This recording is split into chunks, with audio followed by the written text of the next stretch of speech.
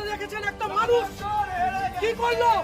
সারা দিন, সারা রাত, সারাক্ষণ তাকে বলেছিল বিজেপি 1 মাসের পার্টি। তাদেরকে বলতে চাই, সেই সালাম শেখ, সেই কাজী আয় আয় আজকে সনাতনীদের গায়ে হাত দেওয়া হয়েছে। 60,000 ভোটের রানা সিং জিতবে বলছিল। কুত্তা রানা সিং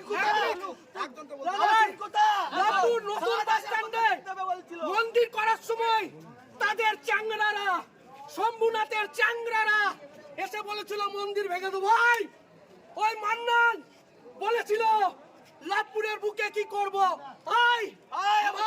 মা বোনদের 2021 সালে যেইভাবে অত্যাচার করেছিল, আপনাদের বলতে চাই, এই স্বাধীনতা, লাভপুরের বুকে স্বাধীনতা লাভপুরের মানুষ এনেছে। লাভপুরের মানুষ কাজী দেখে যা সনাতনীর ক্ষমতা। কাজী দেখে